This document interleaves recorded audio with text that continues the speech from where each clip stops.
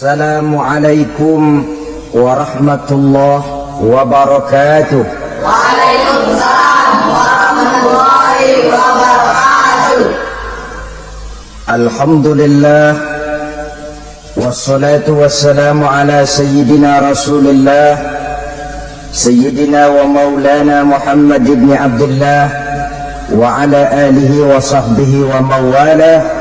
La haula wa la quwwata illa billah, amma ba'du. Bapak-bapak, ibu-ibu, saudara-saudara kaum muslimin rahimakumullah. Rumah tangga bahagia menurut agama kita. Sebagaimana yang sama kita maklum bahwa manusia hidup memerlukan idola, memerlukan figur-figur yang akan dijadikan contoh di dalam kehidupannya. Sifat ini dinamakan hubbut taklid atau kecenderungan untuk meniru, dan nampak lebih menonjol pada kehidupan anak-anak remaja atau para pemuda. Siapa yang menjadi idolanya, siapa yang menjadi sentral figur dalam kehidupannya, itulah yang akan dijadikannya sebagai contoh. Kalau idolanya adalah Mick Jagger misalnya, maka tentu yang akan dicontohnya adalah Mick Jagger. Mulai gaya rambutnya, gaya pakaiannya, sampai kepada gaya jalan dan hidupnya. Soal pantas atau tidak pantas urusan nomor 16. Yang penting nyontoh dulu. Inilah kecenderungan daripada manusia. Bagi kita umat Islam, contoh ideal, figur sentral yang sepatutnya jadi idola tidak lain adalah junjungan kita Nabi besar Muhammad sallallahu alaihi wasallam. Beliau menjadi contoh dan panutan oleh karena kepribadiannya yang kompleks. Sejak dari seorang pemimpin negara yang adil sampai kepada seorang jenderal yang gagah berani di medan perang, sampai kepada seorang diplomat yang ulung, pedagang yang jujur, suami yang bertanggung jawab, ayah yang penuh kasih sayang dengan anak-anaknya, dan di dalam keseluruhannya beliau merupakan uswatun hasanah. Termasuk dalam membina rumah tangga bahagia, contoh kita tidak lain adalah rumah tangga beliau. Bagaimana sih rumah tangga Nabi kita itu? Beliau berkata dalam dua kalimat yang singkat tapi punya pengertian yang sangat luas dan dalam tentang rumah tangganya. Beliau mengatakan, baiti jannati, rumah tanggaku adalah surga bagiku. Satu cerminan yang merupakan refleksi dari keadaan yang membawa kebahagiaan. Padahal sepanjang sejarah yang kita baca, rumah beliau kecil saja. Sarapan pagi pun cuma seteguk air zam-zam, sepotong roti, kadang-kadang sebutir kurma. Tidurnya di atas kain kasar yang separuh jadi selimut, separuh jadi alas tidur. Tetapi di tengah kondisi yang semacam itu, beliau sanggup berkata, baiti jannati, rumah tanggaku adalah surga bagiku. Kenapa kita yang hidup di zaman sekarang, di mana fasilitas sesungguhnya serba lebih menunjang untuk berkata semacam itu, malah kita berkata sebaliknya, baiti nari, rumahku adalah laksana neraka bagiku. Padahal kalau dilihat, rumahnya pun kadang-kadang bertingkat, kendaraan serba berkilat, uang banyak berlipat-lipat, istri pun tak kurang cantik memikat, kadang-kadang jumlahnya 4. Tapi tiap hari kiamat tidak ada ketenangan dan ketentraman di rumah tangga. Saudara hadirin kaum muslimin rahimakumullah, mengapa Rasul sampai mengatakan baiti jannati, rumahku adalah laksana surga bagiku? Inilah pokok pembicaraan kita pada pertemuan kali ini. Sebagaimana yang kita maklum bahwa nikah dalam pandangan Islam bukan hanya sekedar untuk memenuhi kebutuhan biologis manusiawi, tidak hanya sekedar untuk memperkembangbiakkan keturunan, dan juga tidak pula untuk memperturutkan hawa nafsu. Lebih daripada sekedar itu, nikah dalam pandangan Islam merupakan ibadah. Oleh karena ibadah, maka seluruh tujuan ibadah, apakah dia bernama solat, apakah dia bernama puasa, zakat, sodako, haji dan lain sebagainya, seluruh daripada tujuan ibadah, target utamanya adalah mardhatillah atau keridhaan daripada Allah Subhanahu wa ta'ala. Kalau nikah itu ibadah, maka sesungguhnya tujuan utama dari pelaksanaan suatu pernikahan tidak lain hanya untuk mencari keridhaan dari Allah Subhanahu wa ta'ala. Bukankah kalau kita tanya tiap orang yang melakukan nikah, kenapa sih kamu nikah dengan dia? Jawabannya bisa macam-macam. Yang umum, karena saya cinta dia. Ada yang berkata, karena saya ingin mendapat ketenangan hidup. Ada yang bilang, karena saya ingin hidup teratur. Ada yang mengakui, karena saya ingin dapat keturunan dan lain sebagainya. Tetapi sesungguhnya menurut ajaran agama, kalau nikah merupakan ibadah, jawaban intinya ialah saya melakukan nikah untuk mencari keridhaan dari Allah Subhanahu wa ta'ala. Ini konsekuensinya kalau nikah merupakan bagian daripada ibadah. Rumah tangga yang didirikan atas dasar mencari keridhaan Allah, maka akan diwarnai oleh nilai-nilai luhur daripada ajaran agama. Tanpa harta orang memang sulit untuk bahagia, tapi harta bukan jaminan orang lalu akan bahagia. Harta pada suatu saat akan berakhir, kecantikan akan berkurang, pangkat dan jabatan akan sampai kepada batasnya. Tetapi agama, keyakinan, nilai-nilai iman, itulah pegangan kita yang kekal dan abadi. Sebab itu dalam surah Ar-Rum ayat ke-21 Allah Subhanahu wa ta'ala menjelaskan, wa min ayatihi an khalaqalakum min anfusikum azwajan litaskunu ilaiha wa ja'ala bainakum mawaddatan wa rahmah. Dan di antara tanda-tanda kebesaran Allah, dijadikannya bagimu istri-istrimu dari diri kamu sendiri, litaskunu ilaiha, agar kamu bisa hidup tenang bersamanya, wa ja'ala bainakum mawaddatan wa rahmah, dan dijadikannya di antara kamu rasa cinta dan kasih sayang. Umumnya pernikahan terjadi karena mawaddatan warahmah ini, cinta dan kasih sayang. Atas dua dasar itulah rumah tangga didirikan orang. Atas dasar itulah seorang laki-laki dan seorang perempuan memadu janji untuk membagi suka dan duka dalam hidup ini secara bersama-sama. Namun kalau kita renungi ayat ini, Allah tidak hanya menjadikan cinta, tapi Allah juga menjadikan kasih sayang. Apa bedanya cinta dan kasih sayang? Apa bedanya mawaddatan warahmah ini? Saudara, mawaddah yang artinya cinta, itu sasarannya biasanya adalah jasmani, kecenderungan biologis. Itu akan berakhir.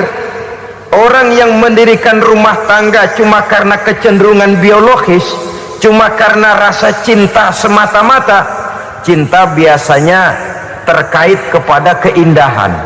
Betul apa benar? Biasanya orang mudah jatuh cinta kepada sesuatu yang punya nilai keindahan. Makanya anak muda jarang yang jatuh cinta sama nenek-nenek. Cinta selalu memandang segi keindahannya. Ini yang namanya mawaddah. Allah tidak mengingkari itu, silakan. Bahwa manusia secara naluri senang kepada serba keindahan, wajar-wajar saja. Tetapi tidak cuma mawaddah, Allah juga menciptakan rahmah, kasih sayang. Mawaddah mungkin ada akhirnya, tapi rahmah tidak akan pernah ada akhirnya. Kalau mawaddah adalah berkecenderungan kepada biologis, jasmaniah, maka rahmah kecenderungan kepada nilai-nilai rohani, kepribadian, kejiwaan, dan lain sebagainya. Dikala pernikahan di bawah umur 40 tahun, mungkin masih banyak mawaddahnya, rasa cintanya. Tapi 40 bahkan 50 tahun ke atas, rasanya orang berumah tangga kalau sudah 50 tahun ke atas itu lebih banyak kasih sayangnya ketimbang cinta-cintaannya. Kalau satu rumah tangga hanya didirikan atas dasar mawaddah saja, atas dasar cinta saja, padahal cinta itu terpaut kepada hal-hal keindahan, keindahan satu saat akan menurun. Ya tentu sebagaimana yang kita maklum bersama-sama, belum punya anak memang cantik, sudah punya anak kecantikan mulai menurun, punya anak 2 kulit mulai mengkerut, punya anak 3 onderdil mulai dol, punya anak 4 apalagi tidak pandai merawat diri, persis dompet tanggung bulan. Kalau rumah tangga didasarkan kepada rupa yang cantik saja, cinta akan bisa berpindah, paling tidak akan berkurang nilainya. Sebab itu Allah tidak hanya menyediakan mawaddah warahmah, dijadikannya di hatimu itu tidak cuma sekedar cinta, tapi juga kasih sayang. Nah, kasih sayang inilah apabila berakar dan berurat dari nilai-nilai keagamaan yang akan menopang jalinan rumah tangga bahagia, mengukuhkan usaha untuk mencapai mardotillah atau keridhaan daripada Allah Subhanahu wa ta'ala. Dengan demikian berumah tangga bukan tujuan. Ini kalau kita lihat dari segi agama, berumah tangga cuma alat untuk mencapai mardotillah, keridhaan daripada Allah. Seorang suami yang pergi pagi pulang sore peras keringat banting tulang mencari nafkah untuk menghidupi keluarganya, kalau niatnya untuk mardotillah maka pergi usahanya adalah ibadah. Sementara si suami pergi berusaha, istri di rumah mendoakan suaminya, itu juga merupakan bagian daripada ibadah. Marilah kita biasakan membina satu rumah tangga untuk mencapai keridhaan daripada Allah Subhanahu wa ta'ala. Ini motif dasarnya. Karena itu Rasul Anas bin Malik pernah bercerita, bertahun-tahun saya membantu di rumah tangga Rasul. Selama tahun-tahun yang panjang saya membantu di rumah tangga beliau itu, kata Anas bin Malik, belum pernah kok saya mendengar kata-kata kasar, keras, membentak-bentak. Belum pernah saya melihat ada piring terbang, sandal melayang, ada penggorengan nitir di atas. Belum pernah, padahal tahun-tahun yang panjang sudah saya lalui. Itu rumah tangga Rasul. Istrinya lebih dari 1 tapi tenang, ayem, adem. Walaupun gosip selalu ada. Ini loh ya, namanya hidup berumah tangga. Jangankan rumah tangga kita manusia biasa, rumah tangga Rasul pun tidak luput dari gosip yang kita kenal dengan hadisul ifki itu. Itu sampai tercatat dalam sejarah. Tetapi yang jelas dengan istri yang lebih dari 1, rumah tangganya tenang, tentram, adem.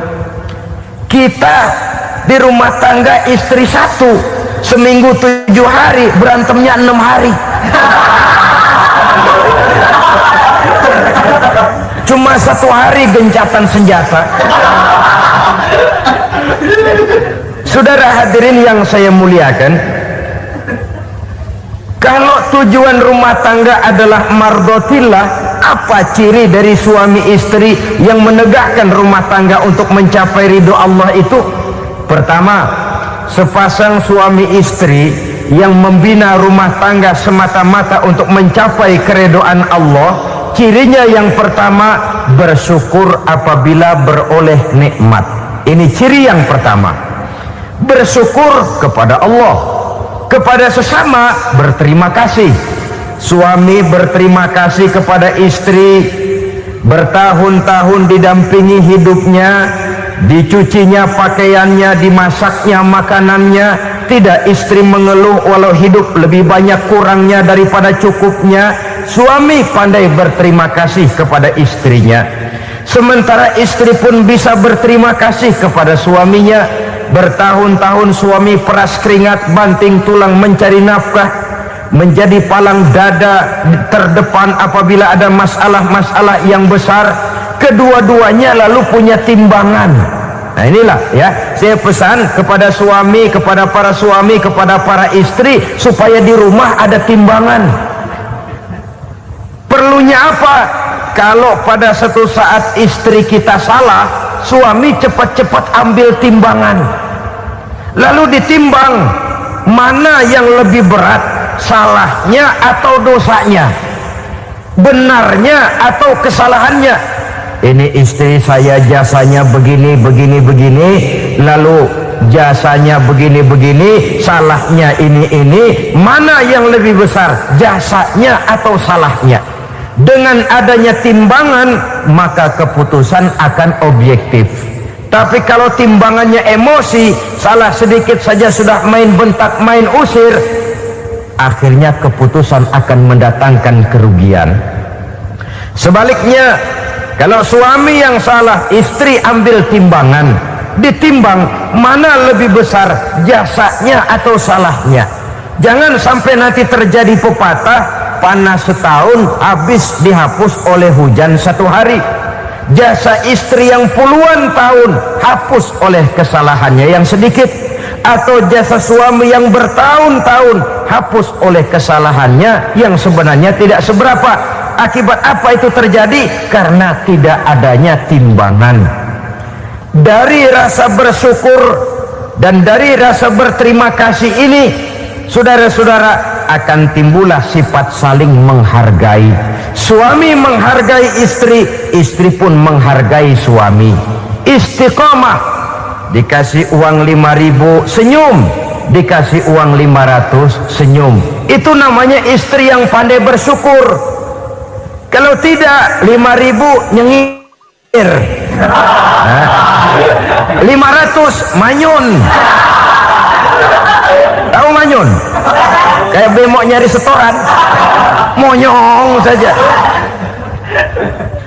Ada sikap istiqomah di dalam membina kehidupan berumah tangga ini. Lalu mengerti posisi suami, ini termasuk tanda berterima kasih. Suami saya itu kerjanya apa, golongannya apa, gajinya sebulan berapa. Atas dasar itu, lalu istri menjadi istri yang tahu diri. Walaupun suami harus menyenangkan istri, istri pun hendaknya nimbang, tahu batas kemampuan suami. Kemauan mungkin tidak terbatas, tapi kemampuan sangat terbatas. Kalau suami pegawai kecil, ya mintalah yang kecil-kecil. Kalau suami pegawai rendah, mintalah yang sesuai dengan kemampuannya. Jangan suami gajinya cuma 50.000 sebulan, istri menuntut minta dibeliin gelang yang kayak pelek beca. Tentu sudah overacting namanya. Saudara hadirin yang saya muliakan, kunci awalnya bersyukur kepada Allah. Kalau sudah bisa berterima kasih kepada manusia, hati ini akan mudah bersyukur kepada Allah. Rumah tangga yang pandai bersyukur, berapapun kecilnya nikmat, bukan kecilnya yang dia lihat, tapi karunia Allah yang dinilai. Sehingga dari rasa berterima kasih kepada manusia akan timbullah rasa syukur kehadirat Allah Subhanahu wa ta'ala. Itu yang sering diistilahkan orang, kalau dia punya mobil, dia berkata alhamdulillah kita punya mobil, tetangga kita cuman punya motor. Kalau dia punya motor, syukur kita punya motor, tetangga kita cuman punya sepeda, kemana-mana kekejek melulu. Kalau dia punya sepeda, alhamdulillah punya sepeda, tetangga kita sebelah nggak punya apa-apa, kemana jalan kaki saja. Kalau dia jalan kaki, alhamdulillah kita masih bisa jalan. Oh, tetangga kita sebelah lumpuh bertahun-tahun nggak kemana-mana. Kalau dia lumpuh, alhamdulillah kita masih hidup. Tetangga kita kemarin mati nggak balik lagi.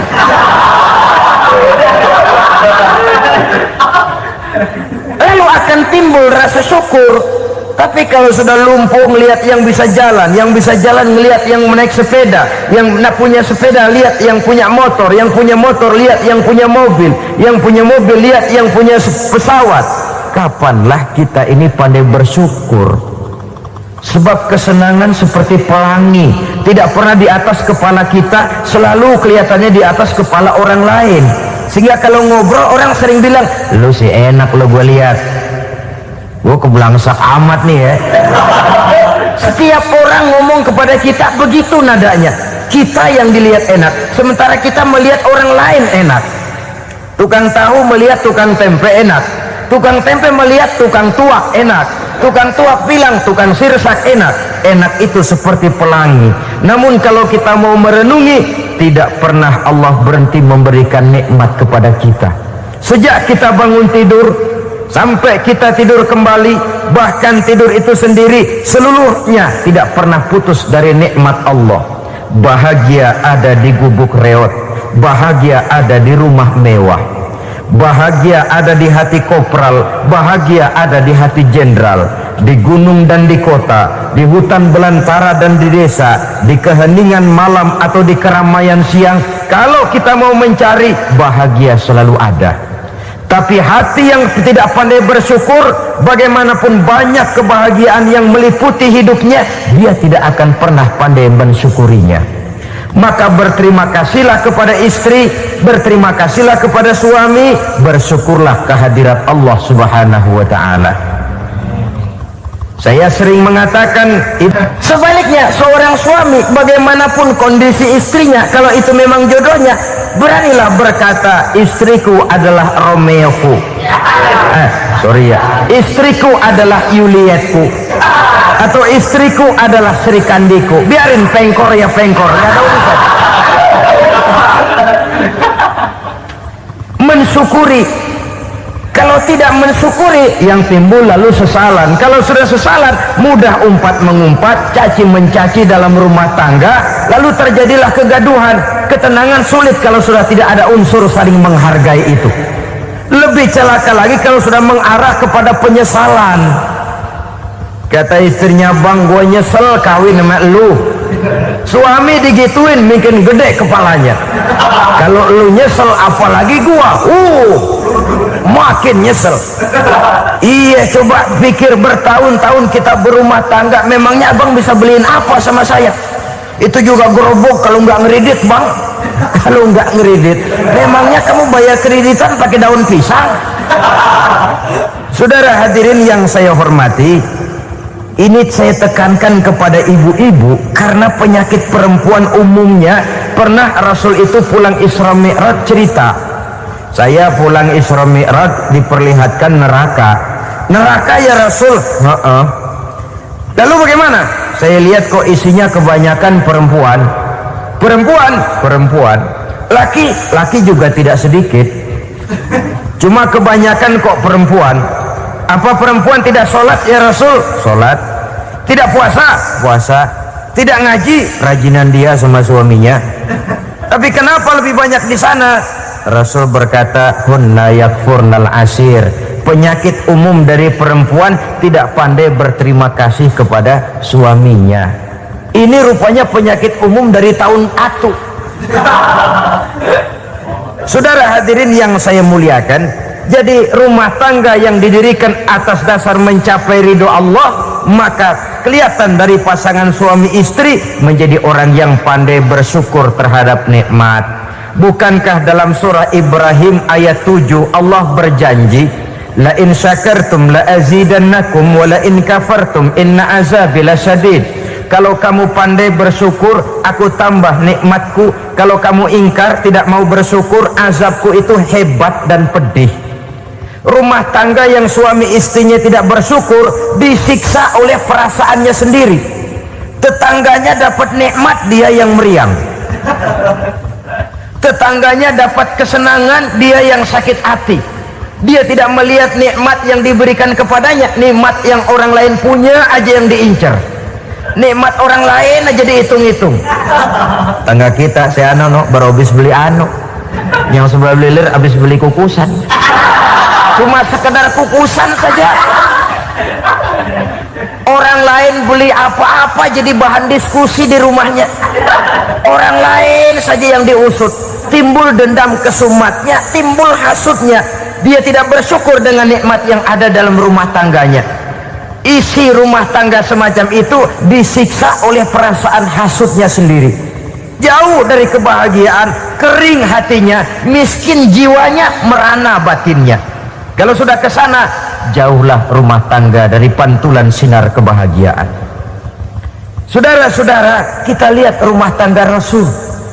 Dari rumah yang kecil, dari tempat tidur yang syaratnya kain kasar, separuh jadi selimut lagi, keluar ucapan baiti jannati. Kenapa? Beliau orang yang pandai bersyukur kepada Allah, bisa berterima kasih kepada istri-istrinya, dan istrinya pun pandai berterima kasih kepada Rasul dan bersyukur kehadirat Allah Subhanahu wa ta'ala. Maka nikmat lalu bertambah. Makin kita syukuri nikmat, makin tambah itu. La azidannakum, janji Allah, pasti aku tambah nikmatku kepadamu jikalau kamu pandai mensyukurinya. Tapi kalau kamu ingkar, tidak pandai bersyukur, awas, nikmat bisa berubah menjadi azab kalau kita tidak pandai-pandai mensyukurinya. Jadi cirinya yang pertama, rumah tangga bahagia itu apabila suami istri pandai bersyukur terhadap nikmat yang diberikan oleh Allah Subhanahu wa ta'ala. Satu. Cirinya yang kedua, rumah tangga yang berdasarkan untuk mardotillah, mencapai keredoan Allah, sabar apabila mendapat cobaan. Namanya orang berumah tangga itu persis berlayar di lautan. Suami istri adalah dua orang yang memegang kemudi. Kalau berlayar ombak tenang, angin bertiup sepoi-sepoi basah, lalu bila malam datang bulan bersinar, bintang gemintang gemerlapan, berlayar memang nikmat. Tapi satu saat angin puting beliung bertiup, gelombang menggunung, halilintar menyambar, kemudian petir berkilat. Kalau pada saat itu suami mau ngalor, istri mau ngidul, alamat perahu patah di tengah jalan, kandas di lautan sebelum sampai ke pantai yang akan ditujunya. Oleh karenanya perlu kekompakan.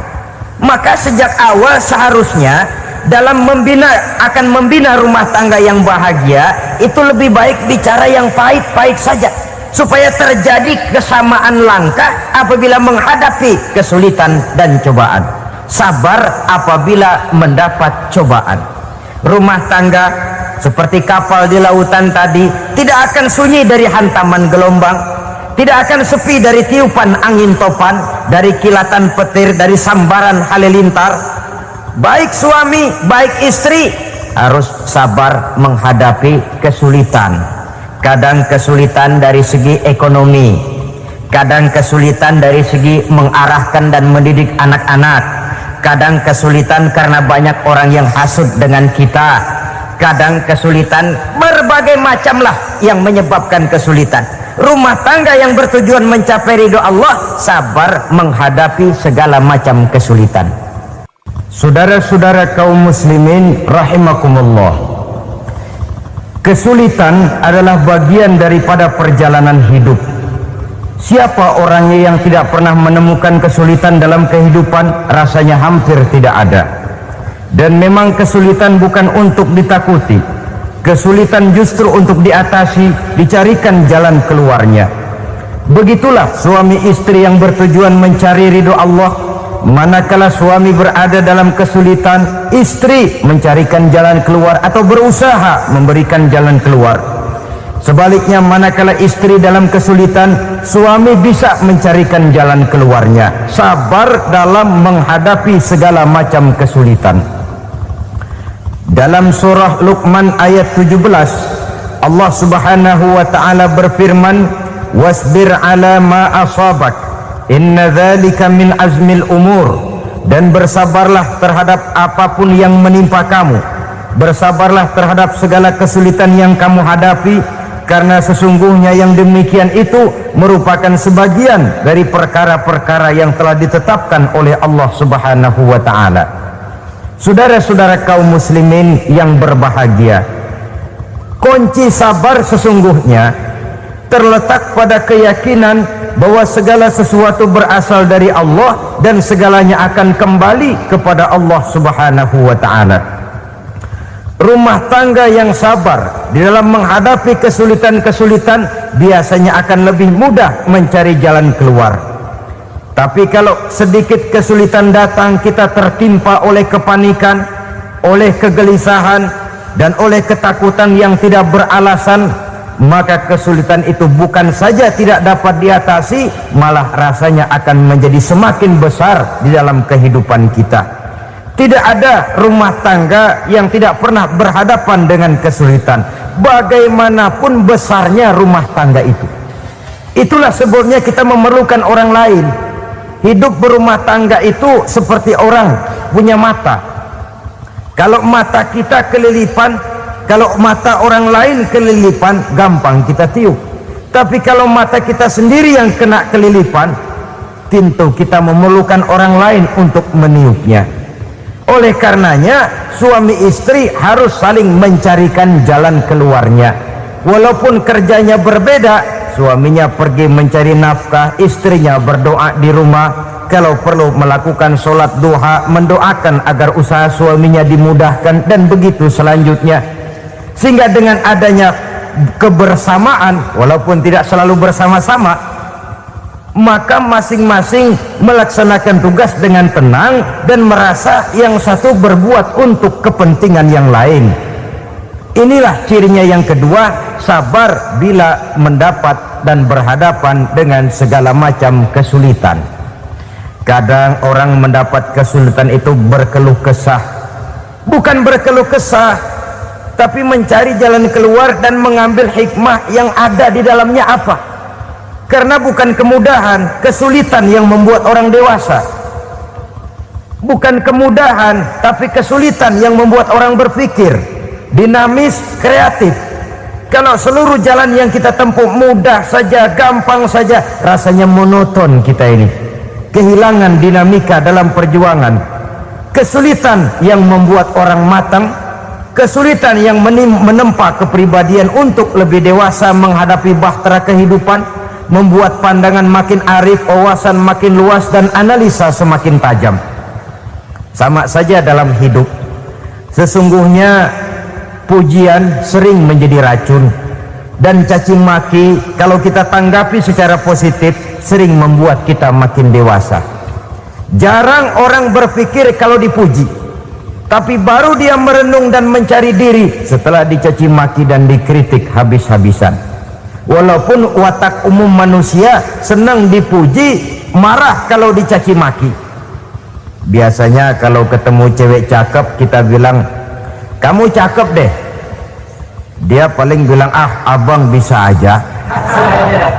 Walaupun dia bilang, ah abang bisa aja, hidungnya mah tetap mekar. Senang kalau dipuji, itu kecenderungan manusia. Marah kalau dicaci maki, marah kalau dikritik. Tapi sesungguhnya pujian sering jadi racun, caci maki sering jadi obat. Orang takut minum obat karena pahitnya, padahal efeknya itu akan lebih memberikan kesehatan kepadanya. Orang takut menghadapi kritik, orang takut dan tidak ingin dicaci maki, padahal itulah yang sesungguhnya menjadi cambuk kalau tidak dia salah tanggap, menjadi sugesti yang mendorong dia lebih maju lagi. Karena memang bukan pujian, tapi caci maki dan kritik yang membuat kita makin berpikir tajam. Jadi rumah tangga yang berhadapan dengan kesulitan demi kesulitan, biasanya kalau ditanggapi dengan sabar akan makin mengokohkan fondasi rumah tangga itu sendiri. Tapi kalau kesulitan dihadapi dengan tidak sabar, lalu mencari jalan pintas, kesulitan ekonomi, kebetulan istrinya cakep, istrinya disuruh ngojek. Dah lo ngojek aja deh, gue nungguin setoran dah. Suami tapak di rumah.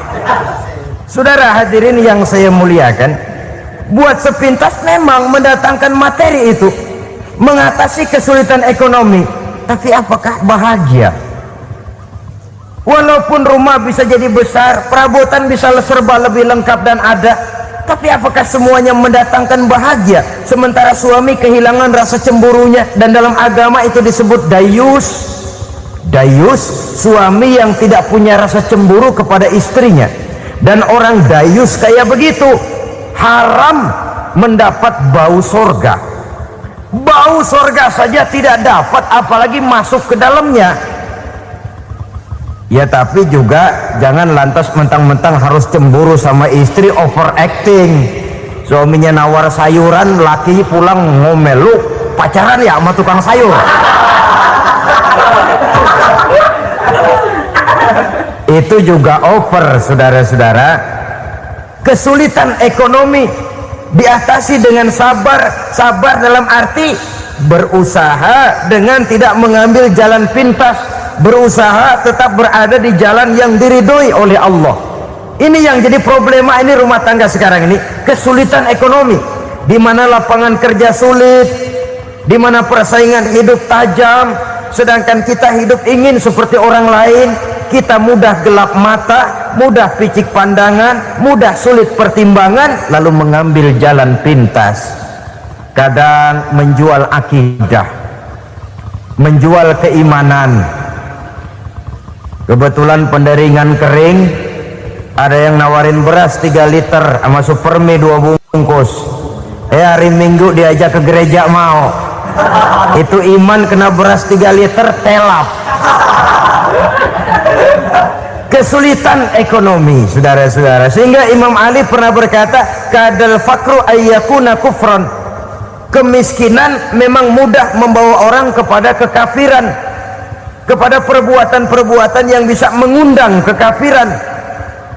Oleh karena itu dalam tamsil lain beliau berkata, kalau ada ular dan ada kemiskinan, kemiskinan yang saya getok lebih dulu, kemiskinan yang saya bunuh lebih dahulu, karena kemiskinan mudah membawa orang kepada kekufuran. Bagaimanapun sulitnya ekonomi yang dihadapi dalam rumah tangga, percayalah satu saat jalan keluarnya mesti ada. Mesti ada. Jangan sampai mengambil jalan pintas yang membuat kita keluar dari jalan yang ditinjau dari segi kemasyarakatan pun mendatangkan aib, ditinjau dari kehormatan berkeluarga pun mendatangkan nista, ditinjau dari segi ekonomi pun barangkali tidak akan mendatangkan kelimpahan materi. Jalan pintas pada umumnya, saudara-saudara, hanya memberikan kenikmatan yang sekejap. Dan apalah itu artinya kalau harus mengorbankan kesenangan yang abadi dan kekal. Kadang-kadang mengorbankan anaknya sendiri, anaknya dikomersilkan. Pokoknya siapa yang nyamper lu berangkat aja dah. Asal pulang nenteng pisang sama jeruk sebongsang, orang tua udah anteng aja udah. Saudara hadirin yang saya muliakan, setiap kita selalu berhadapan dengan kesulitan. Karena itu rumah tangga yang bertujuan mencapai mardhatillah, mereka sabar dalam menghadapi kesulitan. Tidak ada beras, puasa saja, puasa sunnah. Puasa sunnah, lapar tapi ada pahalanya, daripada tidak puasa lalu ngegerundel. Brengsek Tuhan, gue sembahyang melulu lapar juga. Sudah lapar tidak berpahala. Bukankah Rasulullah sendiri kalau pulang ke rumah Aisyah lalu berkata, ya Humairah, ada makanan hari ini? Ada makanan yang enggak ada bang. Alhamdulillah kalau begitu saya puasa. Pulang dari mana-mana perut lapar, mau makan tidak ada makanan, bukan marah, bukan ngamuk, puasa. Maka boleh puasa sunnah, niatnya udah siang, jam 10, jam 11, asal dari pagi belum makan apa-apa. Niatnya jam 10, sah, dengan catatan dari pagi belum makan apa-apa. Jangan sudah sepiring setengah baru niat, itu lain. Itu ngojek namanya itu. Pengertian dalam kesulitan. Satu malam beliau pulang dari masjid agak larut. Habis ngajar banyak yang bertanya, ketuk pintu, assalamualaikum, assalamualaikum. 3 kali beliau memberi salam, tidak ada jawaban, tidak dibukakan pintu. Rupanya istri beliau lelah bekerja di waktu siang, tidurnya pules benar. Marahkah Rasul? Tidak. Beliau gelar sorban, tidur di depan pintu. Asraful anbiya wal mursalin ini, Rasul termulia ini, karena menghargai istrinya, tidur di depan pintu. Sampai Aisyah bangun sepertiga malam, terkejut buka pintu, suaminya ada di depan pintu. Beliau bangunkan. Ketika dibangunkan, Rasul lebih dulu berkata, maaf sayang, saya pulang terlambat. Sudah nggak dibukain pintu, tidur di depan, dibangunin, beliau duluan yang minta maaf. Pengertian. Kalau emosi, memang nggak dibukain pintu, tidur di depan. Begitu dibukain, yang enak kita tunjuk jidatnya.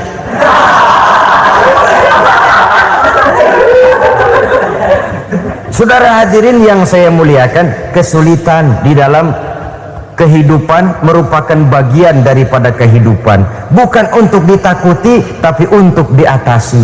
Bukan untuk dihindarkan, tapi dicarikan jalan keluarnya. Hadapilah kesulitan dengan baik sangka kepada Allah, dengan lapang dada, dan dengan tetap bersabar menghadapinya. Kenapa? Karena tujuan kita mendirikan rumah tangga, mencapai ridho Allah. Kalau anak kita perjualbelikan, kalau istri kita komersilkan, kalau akidah kita jual untuk mempertahankan rumah tangga, bukankah makin jauh saja rumah tangga itu dari ridho Allah? Ini tujuan utamanya. Yang ketiga, rumah tangga yang bertujuan mardotillah itu, suami istri yang merupakan fondasi di rumah tangga, suami sebagai pemimpin, istri sebagai pembina, selalu musyawarah dalam menyelesaikan persoalan. Walaupun istri ditakdirkan sebagai pemimpin dan suami sebagai pemimpin dan istri yang dipimpin, tapi agama menganjurkan musyawarah. Jangan mentang-mentang istri nyari duit, suami nyari duit, lalu menteleng. Segalanya mau diktator, segalanya mau sendiri. Rumah tangga yang bertujuan mencapai ridho Allah selalu didirikan atas dasar musyawarah. Sehingga apabila sesuatu itu dihasilkan dari suasana musyawarah, tidak akan melahirkan penyesalan di belakang hari. Kalau tidak berjalan menurut seleranya masing-masing, belakangan timbul penyesalan, akhirnya main salah menyalahkan. Kalau sudah saling salah menyalahkan, itu artinya sudah saling mengungkit kekurangan masing-masing. Akibatnya tidak ada lagi saling menghargai. Jadi dengan demikian musyawarah di dalam menyelesaikan persoalan, menghadapi kesulitan ekonomi, musyawarah, menghadapi kenakalan anak, musyawarah, akan membeli ini dan itu sebaiknya juga musyawarah. Kalau merupakan hasil musyawarah, maka saudara-saudara hasilnya pun akan dihadapi oleh bersama. Enak rasakan bersama, tidak enak rasakan bersama. Kenapa? Tadinya musyawarahnya bersama-sama juga. Nah kalau hasil sendirian, giliran enak mungkin yang satu mau ikut, giliran tidak enak yang satu nuding, gua kata juga apa. Kan begitu akibatnya kalau tidak berdasarkan musyawarah lebih dahulu. Maka insya Allah hasil musyawarah ini setidaknya tidak akan mendatangkan sesalan di belakang hari nantinya. Saudara-saudara kaum muslimin rahimakumullah, ciri yang keempat, sepasang suami istri yang bertujuan mencapai ridho Allah dalam upaya mencapai rumah tangga bahagia itu tawakal apabila mempunyai rencana. Tawakal berserah diri kepada Allah, bukan berserah diri dalam artian mutlak yang mengarah kepada fatalism atau predestination. Kita sering mengartikan tawakal secara salah. Belum apa-apa sudah menyerahkan diri kepada Allah. Emang semuanya terjadi menurut maunya Allah dah, nggak usah ngapa-ngapain, bagaimana Tuhan aja dah. Lapar juga nggak usah makan, kalau takdirnya kenyang pan kenyang. Ya udah lapar terus kita. Makan dulu, perkara nanti kenyang apa tidak, itu baru tawakal. Kalau sakit ke dokter, soal sembuh atau tidak, baru tawakal. Artinya usaha itu ada. Setelah suami berusaha, istri berusaha, selebihnya tawakal. Apa perlunya tawakal? Apabila berhasil tidak lupa daratan, apabila berhasil tidak lupa diri, apabila gagal tidak putus asa. Sehingga dengan demikian dari tawakal ini lahirlah pondasi yang kokoh membina rumah tangga yang bahagia dalam upaya mencapai keridhaan daripada Allah Subhanahu wa taala. Apapun yang kita laksanakan di rumah tangga, tujuan intinya tetap untuk mencapai keridhaan Allah. Beli kendaraan untuk mencapai ridho Allah, lalu dipakai ngaji, dipakai ke masjid dan sebagainya. Beli peralatan rumah tangga untuk mencapai ridho Allah, mendidik anak untuk mencapai ridho Allah, membantu keluarga untuk mencapai ridho Allah, dan begitu selanjutnya. Tawakal apabila mempunyai rencana. Kemudian cirinya yang kelima, suami istri yang bertujuan mencapai ridho Allah selalu mempererat silaturahmi. Sebab seperti sudah saya sampaikan pada pertemuan terdahulu, dalam berumah tangga itu ada orang tua, ada mertua. Itu cuma perbedaan istilah, tapi hakikatnya adalah sama. Jangan karena perbedaan istilah lalu menyebabkan kita berbeda sikap. Kalau sudah berbeda sikap, tentu akan melahirkan perasaan yang tidak simpatik. Sebaiknya suami istri kalau sudah berumah tangga, jadikanlah orang tua tempat cerita yang enak saja. Yang tidak enak telan berdua, yang pahit rasakan berdua, kesusahan dan kesulitan atasi berdua. Giliran enak ngomong sama orang tua, giliran senang cerita sama mertua. Sekarang kan kita balik, kalau lagi senang duitnya banyak, anteng di rumah, kalem aja. Tapi lalu waktu susah, waktu susah, cerita kepada orang tuanya, cerita kepada mertuanya. Lalu kapan kita mau menyenangkan orang tua? Sudahlah mereka susah mendidik kita di waktu kecil, membesarkan kita, melakukan segala macam pengorbanan. Demi setelah kita berumah tangga, kesulitan rumah tangga kita tumpahkan juga kepada mereka. Pererat silaturahmi dan usahakan agar seluruh keluarga hanya menjadi tempat kita cerita yang enak-enak saja. Istilah sehari-harinya, kalau di rumah kita makan sama sayur bayam, keluar rumah diem, malah seluitan. Tetangga tanya, lu makan kayaknya enak banget apa sih? Daging ayam.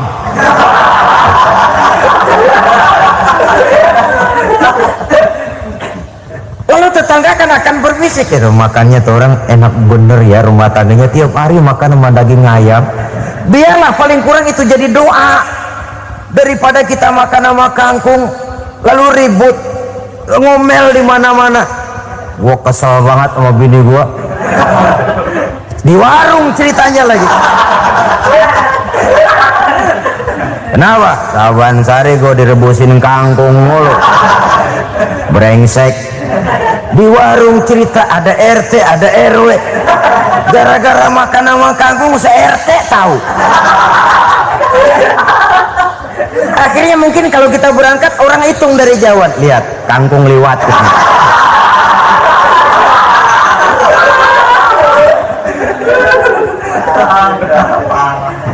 Bisa menjaga yang disebut security informasi, rahasia rumah tangga. Bahkan pernah saya berikan contoh karena ingin menghargai. Suami beliin kain batik buat istrinya, istri tahu begitu sepintas nih kain jelek nih, tapi karena mau menyenangkan suaminya dia bohong. Bagaimana bu kain yang bapak beliin? Aduh bagus bener pak, bagus sekali itu kain. Warnanya pak emang yang model begitu tuh. Tetangga kita mana ada yang pakai kain begitu pak? Ya emang nggak ada, jelek. Menghargai. Sebab kalau waktu itu si istri jujur, yang timbul sakit hati suami. Bagaimana bu kain yang saya beliin? Goblok lo. Kain begitu dibeliin di pasar juga banyak 1.400, campur odol lagi. Sudahlah suami punya niat baik, sampai rumah digoblok-goblokin, tidak ada lagi rasa saling menghargainya. Begitu pentingnya mempererat silaturahmi ini sampai Nabi berpesan, isnani la yanzurullahu ilaihima yaumal qiyamah qati'ur rahim wa jarus su'. Ada dua golongan manusia yang di akhirat nanti tidak akan dilihat oleh Allah, tidak akan diopeni oleh Allah, didiemin aja. Siapa mereka? Pertama, orang yang suka memutuskan silaturahmi. Yang kedua, tetangga yang jahat dengan tetangganya. Dua golongan manusia ini, pemutus silaturahmi, kemudian juga tetangga yang jahat dengan tetangganya, ini tidak akan dipandang oleh Allah di hari akhirat nanti. Jadi pererat silaturahmi, sebab kita ini zon politikan, makhluk yang bermasyarakat, yang tidak bisa hidup sendirian. Setiap kita memerlukan orang lain. Kita disebut kaya karena ada yang miskin, kita disebut alim karena ada yang awam, kita disebut berkuasa karena ada rakyat jelata.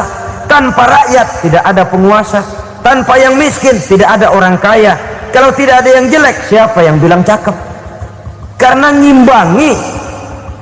Saudara hadirin, atas dasar ini mestinya kita selalu bersyukur dalam segala posisi, tidak lalu salah terima kepada karunia yang diberikan Allah kepada kita. Saudara hadirin yang saya hormati, pererat silaturahmi, jadikan orang-orang tua kita tempat kita cerita yang enak-enak saja. Yang tidak enak, telan sendiri, usahakan sendiri, carikan jalan keluarnya sendiri. Setidaknya ya diam sajalah. Kalau belum bisa membalas budi baik orang tua, setidaknya jangan menyakiti hati orang tua kita. Sudah lelah dan payah dia mengasuh kita, membesarkan kita, merawat kita, demi setelah kita berumah tangga, seluruh kesulitan kita bawa lagi kepadanya. Karena itu buat para istri juga ini perhatian, kalau dimarahi suami jangan cepat-cepat pulang ke rumah orang tuanya. Nggak boleh diomelin dikit, main buntal aja. Gua pulang dah, pulang.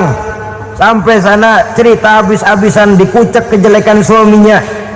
Nanti 2-3 hari balik aja lagi, kan nggak lucu jadinya.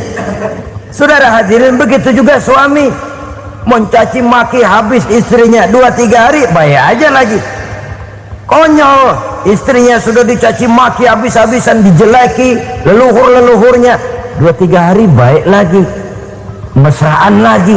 Kata bininya dalam hati, gua lu jelekin juga, lu pakai juga, payah.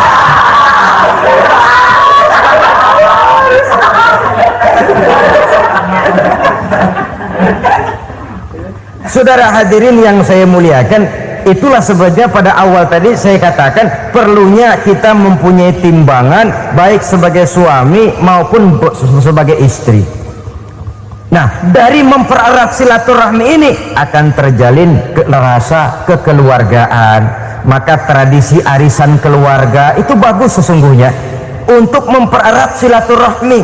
Cuma celakanya bukan silaturahmi yang jadi tujuan, arisannya itu yang jadi tujuan. Akibatnya apa? Kalau belum narik mah semangat banget datang dah. Begitu udah narik aja udahan. Itu celakanya. Akhirnya silaturahmi jadi nomor 2, arisan semata-mata yang menjadi tujuan. Sesungguhnya itu bagus untuk mempererat silaturahmi, karena kalau kita dengan kita sesama saudara sudah tidak saling mau mengenal, bagaimana dengan anak-anak kita, bagaimana dengan cucu-cucu kita, 2-3 generasi yang akan datang tentu akan lebih saling tidak mengenal lagi.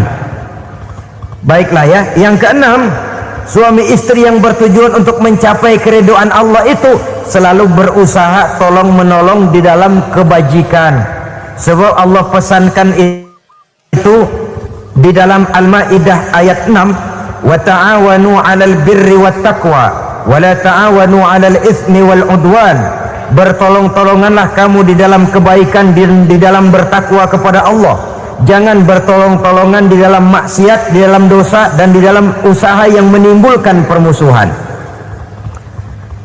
Kalau suami marah kepada seseorang, istri jangan ngipasin. Oh bang, yang begitu mah dibayain tuh man. Udah habisin aja dah. Anak-anaknya marahin sekalian. Ngipasin. Istri kesel sama tetangganya, suami ngipasin.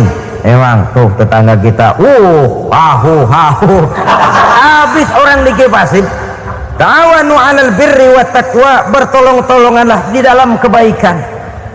Istri malas ngaji, suami mendorong, memberikan sugesti. Suami malas berusaha, istri memberikan sugesti. Saling tolong menolong di dalam kebaikan dan takwa, dan jangan tolong menolong dalam dosa dan permusuhan. Kata suami, "Bu, daripada kita melarat terus hidup, kita piara tuyul yuk." Kata istrinya, nah ini sudah menyimpang bang, bersabarlah, bagaimanapun insya Allah kita tidak akan mati kelaparan. Piara tuyul itu nanti jadi pindah akidah, merusak iman, berteman dengan setan. Apalah artinya kekayaan dan kesenangan sebentar kalau harus mengorbankan kekayaan dan kesenangan yang abadi. Ini sudah alal ismi wal udwan, sesuatu yang mengandung dosa. Saudara hadirin yang saya hormati, kemudian yang keenam, berbaik sangka. Baik suami maupun istri sama-sama saling berbaik sangka. Suami melepas istri, istri melepas suami dengan hati yang ikhlas. Suami meninggalkan istri di rumah dengan jiwa yang bersih dan rasa yang aman. Ada rasa baik sangka, dan ini modal dasar. Kalau sudah dilandasi oleh buruk sangka, tentu yang lahir nanti adalah perasaan-perasaan yang tidak baik. Akibatnya sangat tidak menguntungkan. Inilah beberapa ciri dari rumah tangga yang didirikan atas dasar mardhatillah, mencapai keridhaan dari Allah. Nanti akan menyusul tujuan berikutnya, diantaranya mendapat keturunan, diantaranya lagi mendatangkan gairah untuk lebih berusaha mencari rezeki karena sudah merasa punya tanggung jawab berupa anak dan istri, mempererat silaturahmi. Itu cuma tujuan-tujuan sekundernya saja. Tujuan primernya kita melakukan suatu nikah untuk mencapai keridhaan dari Allah Subhanahu wa ta'ala. Silakan punya istri cantik, kaya, tapi tujuan utamanya kita membina rumah tangga untuk mencapai ridho dari Allah. Karena itu dasarnya mawaddatan warahmah. Jangan cuma cinta, tapi juga kasih sayang. Cinta, kecenderungan kepada jasmani akan berakhir, tapi kasih sayang, kecenderungan kepada rohani, makin tua malah makin erat, makin tua malah makin mesra. Sehingga kadang kita menampak kakek-kakek dan nenek-nenek lagunya kayak pengantin baru. Apa cinta-cintaan? Tidak. Bagaimana kakek-kakek sama nenek-nenek harus bilang I love you? Yang masih ada itu waktu itu mawaddah, kasih dan sayang. Itu yang akan kekal, itu yang akan abadi. Tanpa materi orang sulit untuk bahagia, tapi materi semata bukan jaminan orang untuk bahagia. Nah, ciri yang terakhir dari rumah tangga yang bertujuan mencapai ridho Allah, sinar agama kelihatan di dalamnya. Baik suami maupun istri sama-sama orang yang taat melaksanakan ajaran agama. Saudara, mudah-mudahan walaupun singkat dapat menjadi sumbangan moral dalam kita mewujudkan rumah tangga yang bahagia menurut contoh yang diberikan oleh Rasulullah Sallallahu Alaihi Wasallam. Terima kasih atas perhatian saudara. Mohon maaf atas segala kekurangan. Usikum wa nafsi bitaqwallah. Wassalamualaikum warahmatullahi wabarakatuh.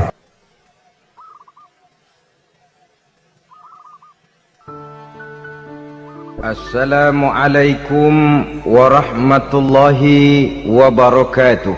Wa ala alihi wa sahbihi ajma'in, amma ba'du. Saudara-saudara kaum muslimin rahimakumullah, salah satu dari misi Islam ialah mengangkat harkat dan martabat manusia yang sebelumnya dibedakan oleh warna kulit, oleh suku bangsa dan bahasa. Seluruhnya diikat dengan satu akidah, menghilangkan perbedaan akibat warna kulit, suku bangsa dan bahasa.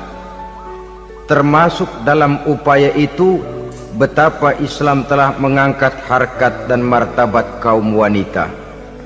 Maka pada pertemuan kali ini kita akan membicarakan tentang peranan wanita sepanjang pandangan agama. Sebelum Islam datang, nasib perempuan nyaris hanya berputar di segitiga saja. Dapur, sumur, kasur. Kasur, sumur, dapur. Seolah-olah wanita terpaut dengan 3 itu tadi.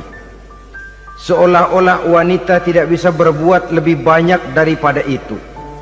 Bahkan di tengah masyarakat jahiliyah, bayi perempuan mendatangkan aib sehingga mereka lalu dikubur hidup-hidup. Maka datang Islam dengan tegas mencanangkan satu revolusi yang mengangkat harkat dan martabat kaum wanita. Nabi bersabda, "An-nisa'u imadul bilad, iza saluhat saluhal bilad, wa iza fasadat fasadal bilad." Wanita adalah tiang negara. Jikalau baik wanita, baiklah negara. Jikalau rusak wanita, hancurlah negara. Dalam berbagai ayat Al-Quranul Karim menjelaskan tentang wanita dan peranannya. Al-Quran bercerita tentang Siti Hawa. Al-Quran bercerita tentang anak perempuan Nabi Adam, Iklimah dan Labuda, yang menyebabkan Habil dan Qabil saling berbunuh-bunuhan. Al-Quran menceritakan bagaimana ibunya Nabi Musa mendapat wahyu untuk menghanyutkan anaknya di hilir sungai Nil. Al-Quran bercerita tentang Siti Maryam, ibu daripada Nabi Isa. Al-Quran bercerita tentang 2 putri Nabi Yusuf, yang akhirnya salah satunya menjadi istri daripada Nabi Musa. Pun Al-Quran bercerita tentang Ratu Balkis, seorang wanita yang menjadi penguasa di negeri Sabah, yang demikian besar pengaruhnya dan wawasannya. Dan banyak lagi Al-Quran menceritakan keadaan kaum wanita, sampai-sampai dalam Al-Quran ada satu surah yang dinamakan surah An-Nisa. Ini seluruhnya berarti bahwa Al-Quran telah menempatkan kaum wanita dalam satu posisi yang mulia dan terpuji. Al-Quran memberikan emansipasi, bahwa wanita berhak mengejar kemajuan sebagaimana halnya kaum laki-laki.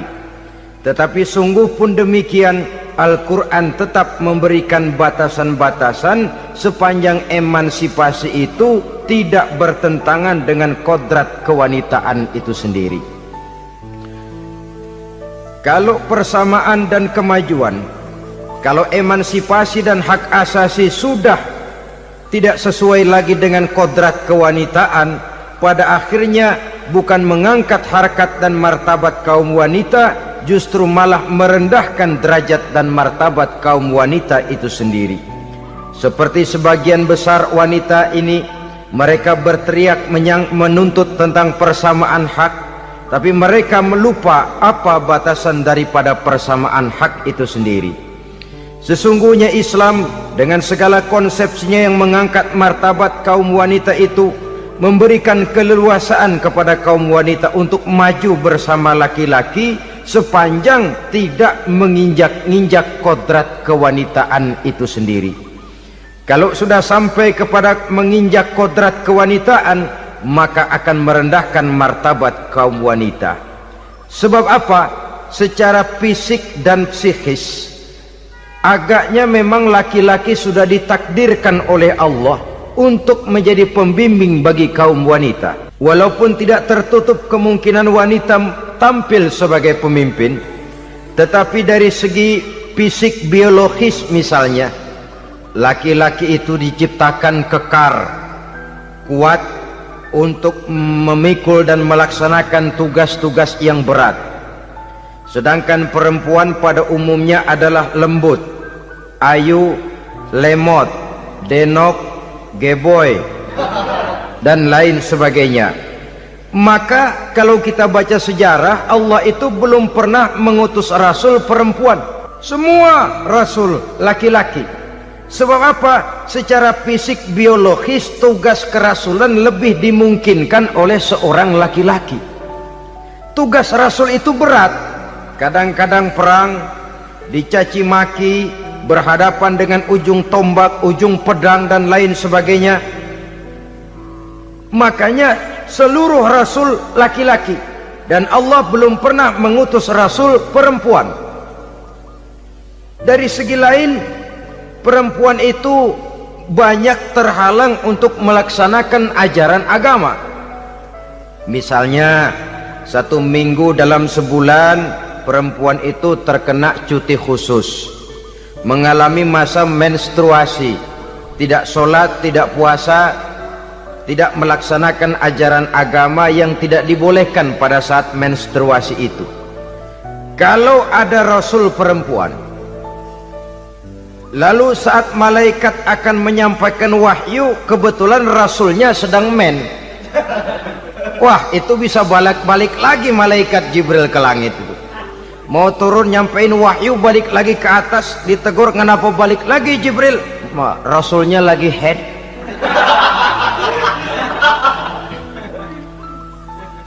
Atau pada saat agama dalam bahaya, agama dalam hinaan, agama dalam ancaman, rasulnya perempuan kebetulan sedang hamil besar. Apa lalu perang ditunda? Pengumuman perang ditunda saja sampai rasul melahirkan. Tentu lebih tidak mungkin lagi. Secara fisik biologis, laki-laki lebih memungkinkan untuk melaksanakan tugas kerasulan ini. Maka seluruh rasul yang diutus Allah adalah laki-laki. Saudara hadirin yang saya muliakan, sungguh pun demikian, Islam itu mengangkat martabat wanita sedemikian tinggi sebagai tiang negara yang menentukan jatuh dan bangunnya negara, yang ikut mewarnai bahkan menjadi warnanya suatu negara. Walaupun peranannya memang tidak begitu kelihatan, tapi sesungguhnya amat sangat menentukan. Oleh karenanya, secara umum emansipasi yang digariskan oleh Islam, emansipasi yang tidak bertentangan dengan kodrat kewanitaan di berbagai aspek kehidupan. Kalau sekarang emansipasi ini kelihatannya sudah salah pasang, salah kaprah. Bahkan belum lama kita menyaksikan bagaimana ada binaragawati. Di zaman sekarang perempuan sudah mulai angkat besi. Saya mulai mikir kalau perempuan sudah pada angkat besi, ini sudah tanda suaminya udah deket dibanting-bantingin ini. Tahun-tahun mendatang mungkin akan menyusul perempuan mulai narik becak.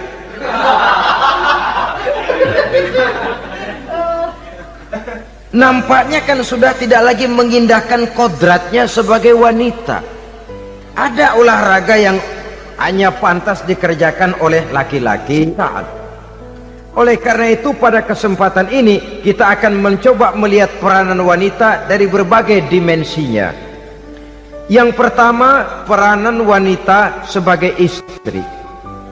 Adalah Rasul memilih istri pertamanya Sayyidatuna Khadijah radhiyallahu anha.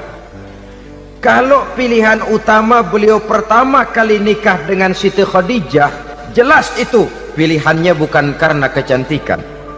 Kenapa? Beliau nikahi Siti Khadijah dalam usia 40 tahun Khadijah dan 25 tahun Rasul. Statusnya janda pula. Kalau beliau seorang pemburu kembang, pemburu bunga, kenapa mesti nikah dengan janda berumur 40 tahun? Sedangkan beliau waktu itu masih berumur 25 tahun. Apa sasaran utamanya? Bisa kita lihat nanti. Setelah beliau diangkat menjadi Rasul, ternyata Khadijah lebih daripada seorang istri, beliau masuk ke dalam staf Nabi. Orang lain beliau belum beriman, beliau malah beriman lebih dahulu sebagai perempuan pertama yang masuk Islam. Orang lain memusuhi Nabi, beliau malah mengorbankan hartanya untuk membantu perjuangan Nabi. Istri setia semacam ini dengan peranannya sebagai istri yang sedemikian rupa memberikan andil yang sangat besar bagi kesuksesan dan keberhasilan seorang suami. Sebaliknya, seorang istri bisa mempengaruhi suaminya.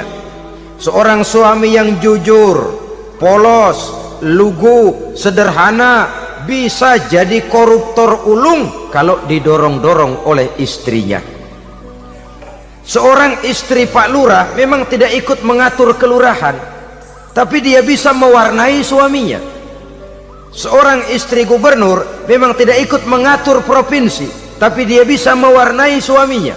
Sepanjang warnanya positif, tentu sangat baik dan sangat diharapkan.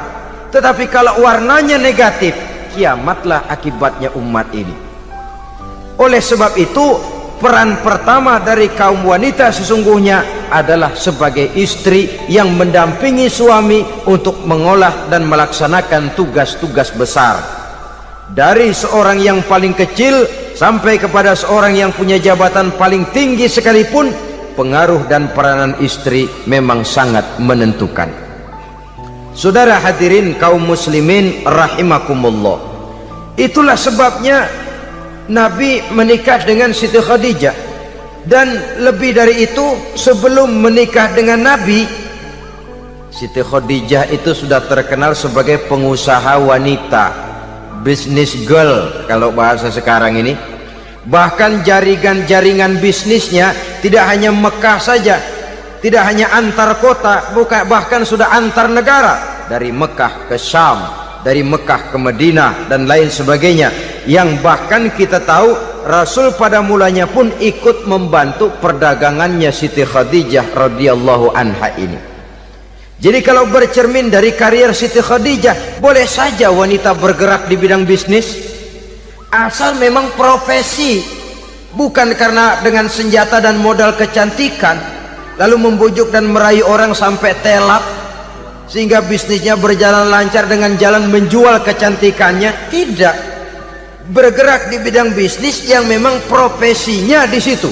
Tidak ada salahnya. Bisa saja perempuan menjadi business girl seperti yang dicontohkan oleh Siti Khadijah radhiyallahu anha ini. Sebab itu, kontes-kontesan yang hanya bertitik kepada rupa yang ayu saja, rupa yang cantik saja, sesungguhnya bukan hanya tidak bermanfaat, tapi saya pikir juga sangat tidak mendidik. Yang mengajar anak-anak remaja putri kita untuk berlomba-lomba hidup dalam kepalsuan.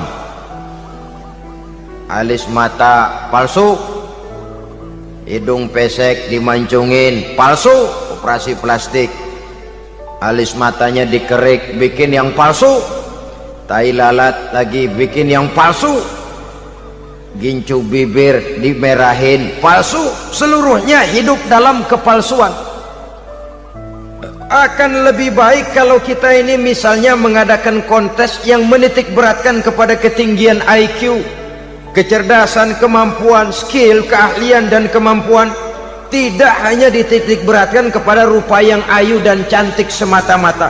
Sebab di samping manfaatnya diragukan, juga sangat tidak mendidik buat generasi yang akan datang. Terutama ibu-ibu, peran utama wanita sesungguhnya adalah sebagai istri mendampingi suami dalam melaksanakan tugas-tugas besar. Satu hari, serombongan ibu-ibu pernah datang menghadap Rasul mengajukan satu resolusi, protes kalau bahasa kita sekarang. Ya Rasul, ada apa bu? Kalau laki-laki sih enak. Enak bagaimana? Iya, kalau orang laki-laki sholat, perempuan sholat. Laki-laki puasa, perempuan puasa. Laki-laki pergi haji, perempuan pergi haji. Laki-laki menuntut ilmu, perempuan bisa menuntut ilmu. Tapi kalau laki-laki pergi jihad, perang membela agama, kami perempuan tidak bisa ikut jihad perang di medan pertempuran.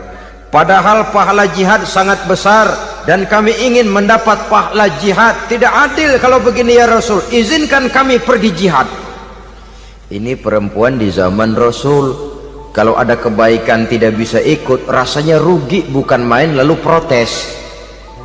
Apa jawab Rasul? Beliau senyum. Ibu-ibu jangan khawatir, walaupun ibu-ibu tidak maju ke medan perang, ada ibadah yang pahalanya sama dengan pahala jihad itu. Apa ya Rasul?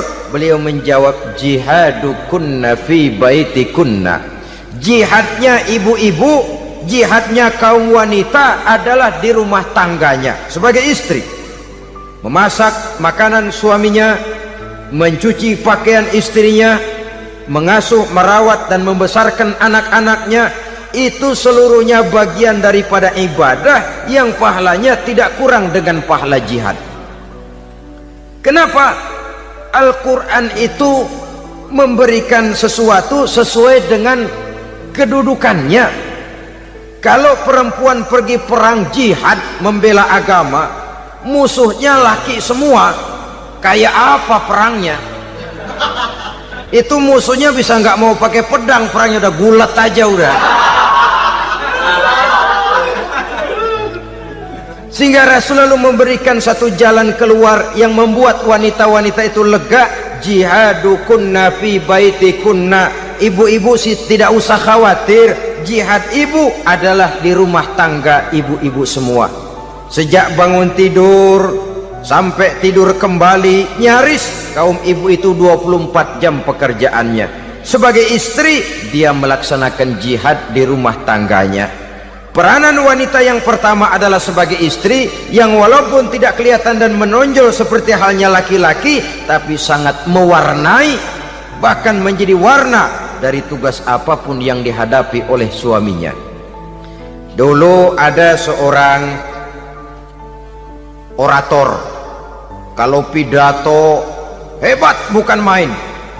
Kalau dia bernada gembira, semua orang senyum. Kalau dia bercerita tentang sesuatu yang sedih, satu masjid orang nangis. Orang tanya kepadanya, "Pak, bisa pidato begitu hebat, siapa yang bikin?" "Ya saya sendiri." Istrinya dari belakang bilang, "Tidak, yang bikin pidatonya hebat saya." Kata suaminya, "Mana bisa, saya." Kata istrinya. "Kalau saudara tidak percaya, tunggu Jumat depan, dia khutbah Jumat, saya akan bikin khutbahnya tidak hebat," kata istrinya. Sudah hari Rebo, siap-siap mau bikin konsep khutbah, baru mau nulis, datang istrinya, "Bang, tolong pegangin anak, saya mau ke warung." Mau bikin konsep lagi, kata istrinya, "Bang, tolong ini, tolong itu, tolong ini." Sampai mau berangkat khutbah Jumat, khutbah belum selesai dibikin. Begitu naik mimbar, kehabisan bahan. Sudah 10 menit masih ama ba'du. Ini yang dengar heran, ini orang kok bicaranya bisa cuma amat sama badu saja. Di situ kelihatan saudara-saudara betapa peran serta istri yang walaupun tidak kelihatan oleh pandangan mata yang zahir, tapi teramat sangat menentukan. Sekali lagi, tidak ada seorang suami bisa sukses jadi apapun dia tanpa peran serta istrinya di rumah. Tidak ada kemajuan yang bisa diperoleh kalau tidak karena peran serta istrinya di rumah. Tidak ada kesuksesan yang bisa diraih tanpa keikutsertaan daripada istrinya di rumah. Walaupun suaminya yang dikenal orang, suaminya yang dipuji orang, suaminya yang disanjung orang, bagian besar tetaplah saham dan andil daripada istrinya yang di rumah itu. Ini makna an-nisa imadul bilad. Wanita adalah tiang negara. Jikalau baik wanita, baik negara. Jikalau rusak wanita, hancur negara. Karena wanita, negeri Salba menjadi terkenal tentram, aman, wawasan politiknya luas.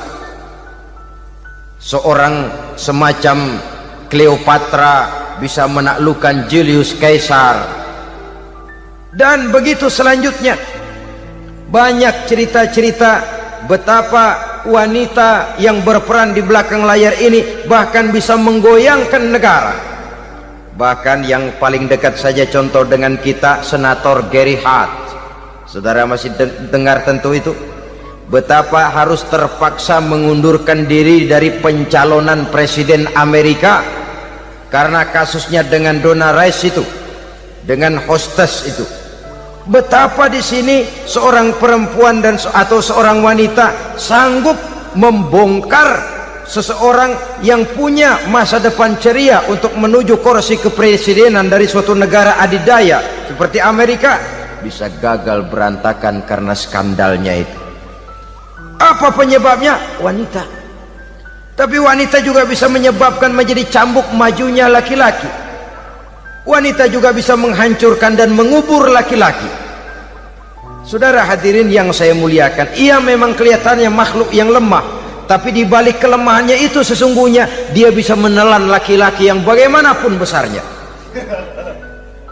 Saudara-saudara kaum muslimin rahimakumullah, terutama ibu-ibu yang saya hormati, jadi peranan yang pertama wanita sebagai seorang istri.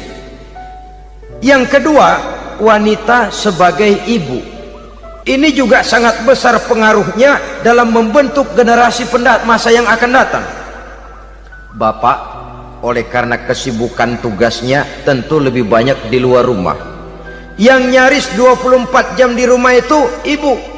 Bagaimana dia merawat anaknya, bagaimana dia menaruh perhatian terhadap anaknya, bagaimana ia melimpahkan kasih sayang kepada anak-anaknya, akan membentuk kepribadian anak dan artinya membentuk generasi yang akan datang.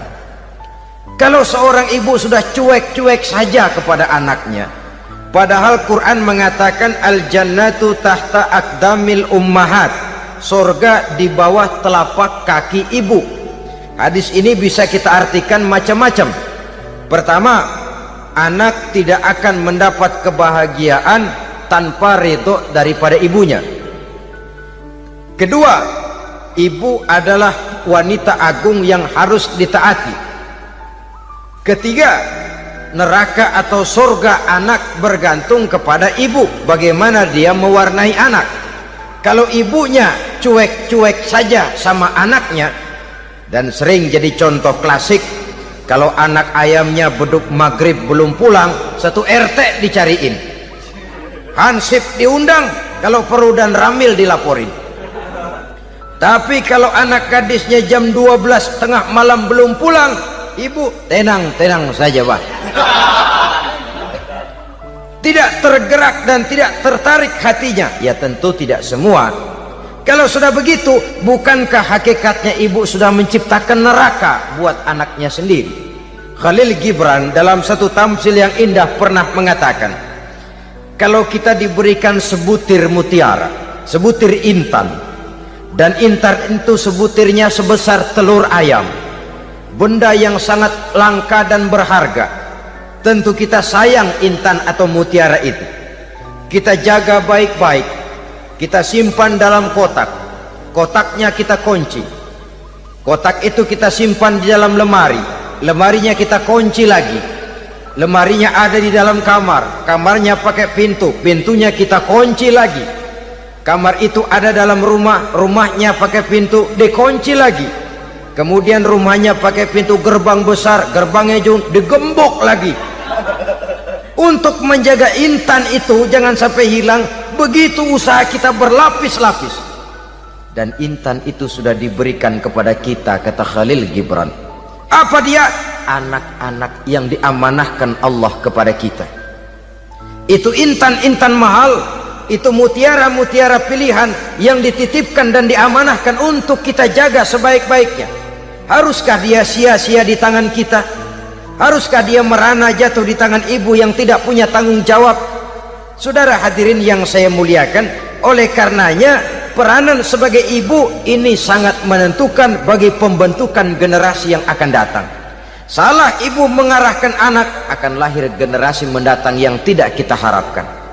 Sehingga Nabi bersabda, kullu mauludin yuladu 'alal fitrah fa abawaihi yuhawwidanihi aw yunassiranihi aw yumajjisanihi.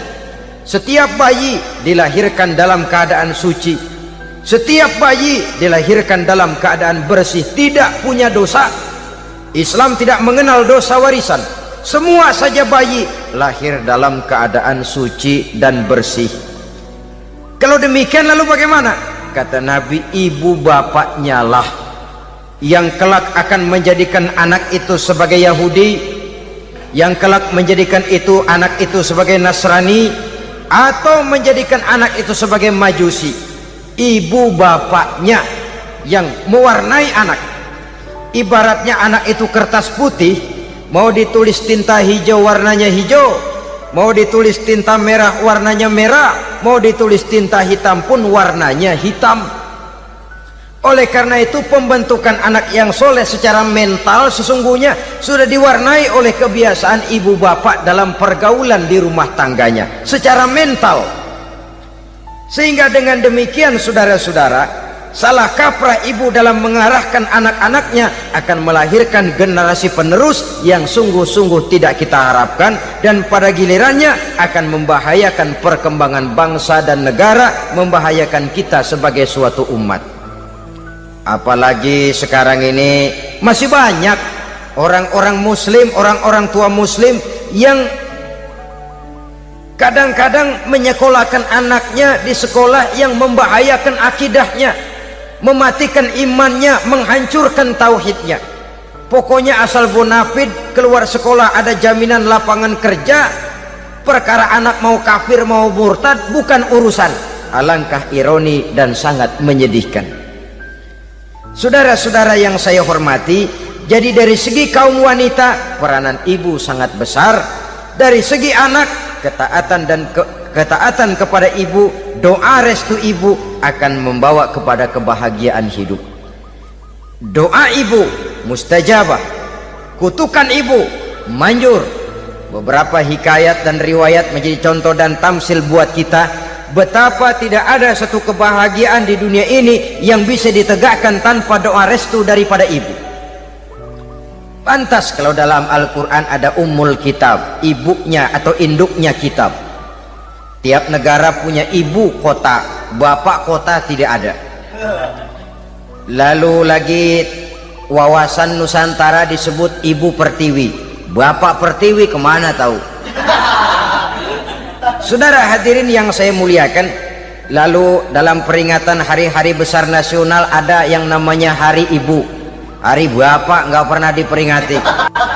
Ada Hari Ibu, dan ibu itu pun ada Ibu Kartini, ada Ibu Dewi Sartika, dan macam-macam lagi yang seluruhnya merupakan refleksi dan gambaran betapa peranan kaum wanita di dalam kehidupan ini yang memang banyak mewarnai dan menjadi warna dari suatu kegiatan. Saudara-saudara kaum muslimin rahimakumullah, apabila yang pertama tadi kita melihat peranan kaum wanita sebagai istri, betapa ia berpengaruh besar dalam ikut menunjang keberhasilan dan kesuksesan suaminya. Kemudian pada peranannya yang kedua, wanita sebagai ibu di rumah tangga, betapa ia ikut membentuk, mempengaruhi, mewarnai dan membimbing kepribadian anak sebagai generasi penerus. Maka pada peranan yang ketiga ini kita akan melihat wanita sebagai social agent, sebagai penggerak kegiatan sosial di berbagai bidang kehidupan. Apakah itu bernama majelis taklim, apakah itu bernama perkumpulan dan yayasan-yayasan kemanusiaan, organisasi-organisasi yang bergerak di bidang pendidikan, bahkan di zaman sekarang bukan hanya menjadi penggerak sosial, bahkan sudah banyak kaum wanita yang menggerakkan satu bangsa. Dunia mengenal Margaret Thatcher, dunia mengenal Indira Gandhi, dunia mengenal Bandara Naike, dunia mengenal Corazon Aquino, dunia mengenal Golda Meir dulu itu dari Israel, dunia mengenal Imelda Marcos yang ambisius tapi yang kemudian melangkah kepada jalan yang negatif dari tujuan semula. Ini bukan hanya sekedar social agent, tapi bahkan sudah mengarah kepada menggerakkan dan mewarnai suatu bangsa. Islam membuka pintu ke arah itu. Wanita duduk dan berfungsi sebagai social agent, mengurus berbagai macam perkumpulan yang bertujuan kepada kebajikan, menyantuni yatim piatu, memelihara kesehatan, menyayangi binatang, memelihara kelestarian lingkungan dan lain sebagainya. Islam membukakan pintu sepanjang peranan sebagai istri dan sebagai ibu tidak diabaikan. Ini sebab yang utama. Salah seorang perempuan, kaum wanita, kalau terlalu aktif berorganisasi, terlalu aktif bermasyarakat, terlalu aktif dalam berbagai macam perkumpulan, lalu melupakan tugas utamanya sebagai istri dari suaminya, sebagai ibu dari anak-anaknya. Ibu asik rapat sana rapat sini, anak tidak pernah diajak rapat. Akhirnya si anak bikin perkumpulan sendiri, rapat menurut versi mereka, sehingga akibatnya yang timbul anak merasa kurang diperhatikan oleh ibunya.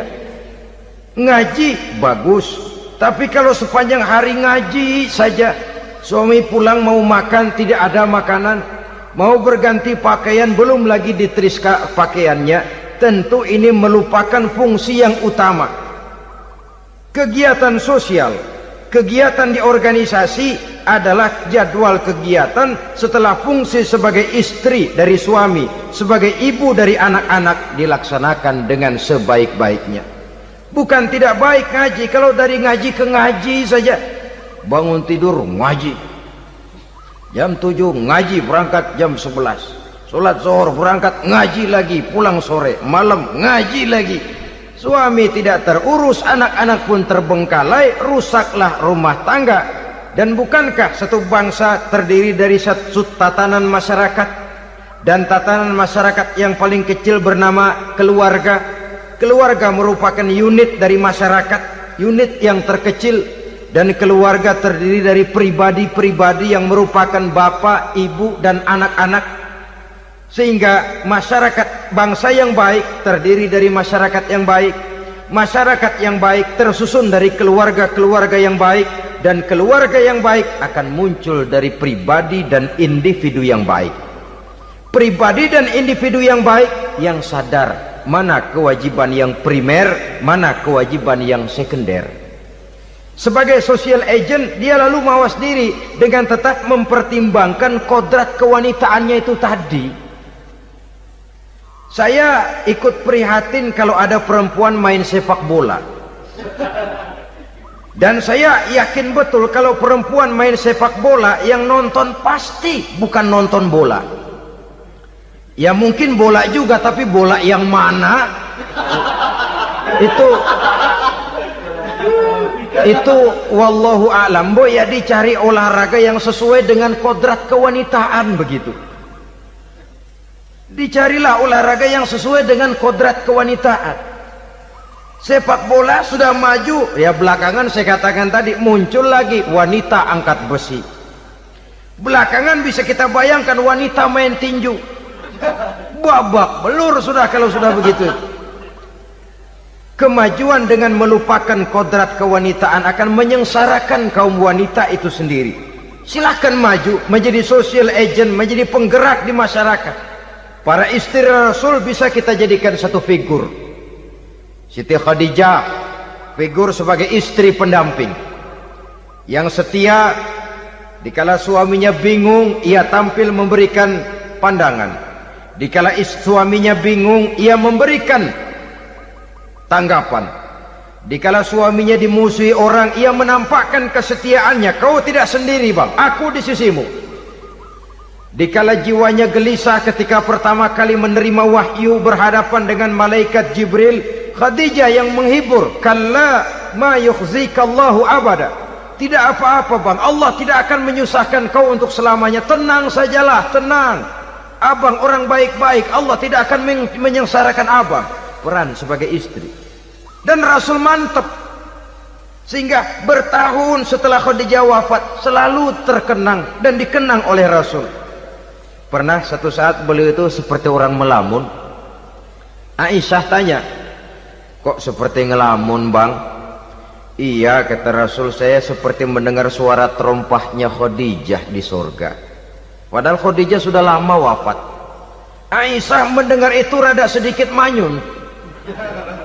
Kata Aisyah, bang cukup sekali ini saja, jangan sebut-sebut lagi nama itu ya. Cemburu rupanya. Ya soal cemburu sih nggak bini Nabi, nggak bini kita, namanya cemburu.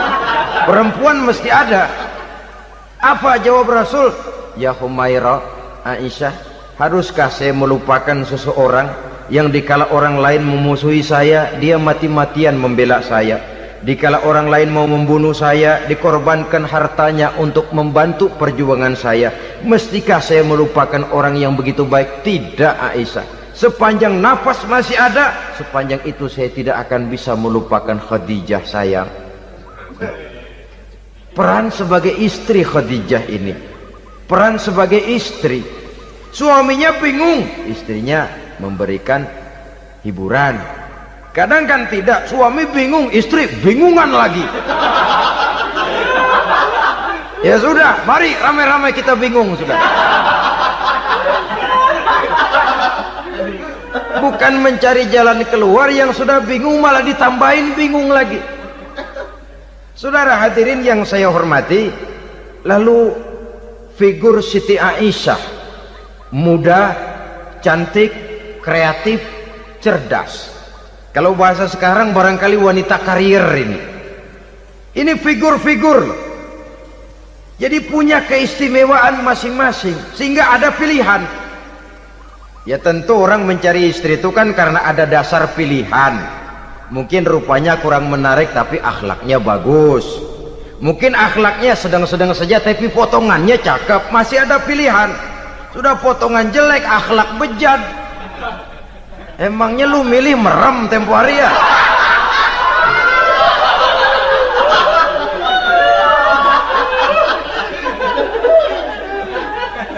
Sudah nggak ada pilihan apa-apa.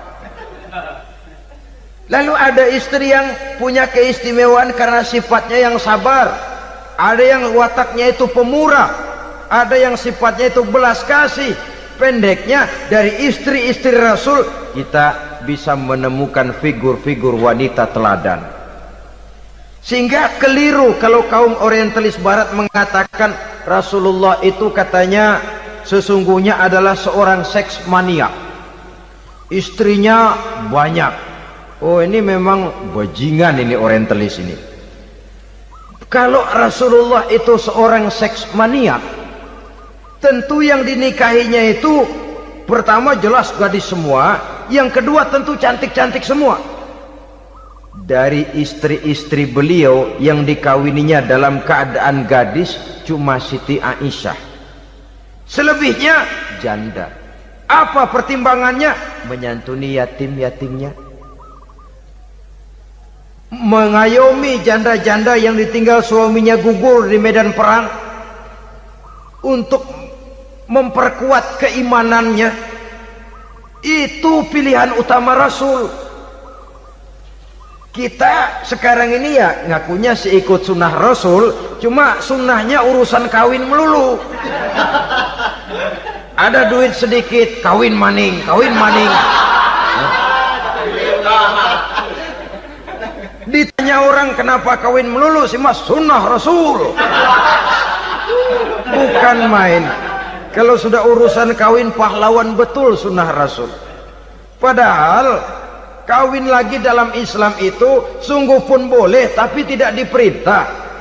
Tidak diperintah, memang cuma boleh. Itu kalau dalam pesawat itu cuma semacam emergency exit lah ya, yang tidak boleh sembarang waktu bisa dibuka. Kalau memang sanggup berlaku adil, tafadhol. Kalau tidak, satu juga nggak habis. Lagian saya kira perempuan itu kan cuma perbedaan rupa saja, perbedaan selera saja. Seperti singkong dengan sate, bedanya kan cuma di tenggorokan. Kalau sudah masuk ke perut, kenyangnya kan sama. Perempuan cuma berbeda dalam selera, rasanya barangkali ya, barangkali.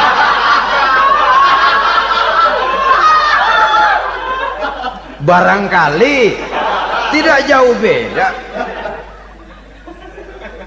Saudara hadirinlah, Islam ini mengatur lewat pintu yang dinamakan nikah itu tadi, sehingga dengan demikian bisa dinikmati secara tenang, tentram. Tidak usah manusia ya, kucing saja. Coba lihat kucing. Kalau ikan dia boleh nyolong, kucing itu boleh curi, makannya nggak tenang kucing. Coba lihat ini. Asal dia nyolong ikan, makannya juga mindik-mindik. Matanya nengok kiri, nengok kanan. Ada sedikit gerusak, kabur. Secara nalurinya kucing tahu kalau ini ikan curian, makannya nggak tenang dia. Tapi kalau ikan kita kasih, kucing anteng, geledek juga nyamber, manteng aja dia. Nalurinya mengatakan ini ikan dikasih sama yang punya, tenang dia. Saudara hadirin yang saya hormati, orang juga gitu. Kalau hubungan suami istrinya sudah sah, diikat dengan akad nikah, tenang, anteng, nggak gerasak gerusuk, nggak kayak diuber-uber maling, anteng aja. Dan yang ngintip juga buat cuek aja udah. Biarin aja dia ngintip, capek sendirilah.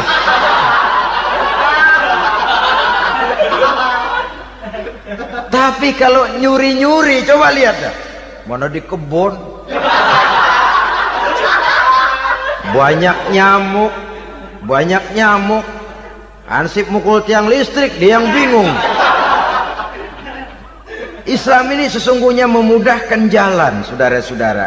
Jadi sebagai social agent, wanita bisa berperan untuk itu, apalagi untuk hal-hal yang menyangkut wawasan kemanusiaan, di mana kaum wanita karena emosinya lebih tinggi daripada kaum laki-laki, dia sangat peka terhadap masalah-masalah yang menyangkut kemanusiaan. Hatinya mudah tergugah, perasaannya cepat terenyuh, dengan penderitaan dia cepat tergugah. Dia bisa menjadi social agent tanpa harus melupakan fungsi utama sebagai istri dan sebagai ibu dari anak-anaknya, sebagai istri dari suaminya. Saudara hadirin yang saya muliakan, dahulu Al-Quran pernah menceritakan betapa istri-istri pembesar di istana mewah di zaman Nabi Yusuf, kalau istilah sekarang nyonya-nyonya jet set, nyonya-nyonya VIP, betapa mereka mau memporak-porandakan keimanan seorang pemuda seperti halnya Nabi Yusuf alaihi salam. Dan Nabi Yusuf kemudian ternyata tidak mau jadi gigolo yang kerjanya hanya menyenangkan wanita-wanita jet set kelas VIP ini tadi. Sesungguhnya ini cuma satu simbol yang kejadiannya bisa saja terjadi pada zaman modern dalam versi dan kondisi yang berbeda. Namun bagaimanapun juga, wanita dengan peranannya sebagai social agent, sebagai penggerak masyarakat, sangat besar pengaruhnya dalam ikut mewarnai perkembangan suatu negara. Seorang suami perlu memberikan dorongan kalau istrinya aktif di bidang sosial, asal dengan catatan saja, fungsi sebagai istri, fungsi sebagai ibu jangan sampai terlantar karenanya. Bahkan saya katakan tadi, di zaman sekarang wanita tidak lagi hanya berfungsi sebagai social agent, bahkan sebagai national agent, penggerak dari satu bangsa. Muncul wanita-wanita yang jadi menteri, yang jadi anggota DPR, bahkan yang jadi kepala desa dan lain sebagainya. Secara umum memang ar-rijal qawwamuna 'alan nisa, laki-laki adalah pembimbing bagi kaum wanita karena kelebihan fisik biologis, kelebihan kemampuan intelektual dan lain sebagainya. Namun wanita pun boleh saja menjadi social agent sepanjang catatan yang saya sampaikan tadi. Jangan sampai melupakan kodrat kewanitaan, jangan sampai mengalahkan fungsi sebagai istri dari suaminya, sebagai ibu daripada anak-anaknya. Nah, kemudian fungsi yang keempat di bidang ilmu pengetahuan. Islam memberikan kesempatan yang sama kepada kaum wanita. Thalabul ilmi faridatun ala kulli muslimin wa muslimatin. Menuntut ilmu itu wajib hukumnya bagi orang Islam, baik laki-laki maupun perempuan. Sampai dibentuk kalimat pengecuali khusus ini, muslimin wa muslimatin, bagi muslim laki-laki, bagi muslim perempuan. Dan alhamdulillah, kalau dulu di zaman Raden Ajeng Kartini, nasib perempuan berada di balik pintu yang digembok rapat-rapat, siklusnya berputar cuma sumur dapur kasur, kasur sumur dapur, dapur sumur kasur. Melingkar di situ satu saja peranan kaum wanita. Memberontak jiwa Raden Ajeng Kartini, menuntut persamaan bahwa wanita berhak maju sama dengan laki-laki. Entah Islam sejak 14 abad yang lalu sudah mencanangkan ini. Menuntut ilmu wajib bagi laki-laki dan perempuan beragama Islam. Orang Islam baik dia laki-laki, baik dia perempuan, wajib menuntut ilmu. Ilmu dalam artian umum, tidak hanya sekedar fikih tauhidnya, ya di bidang kedokteran, di bidang teknik, di bidang hukum dan lain sebagainya.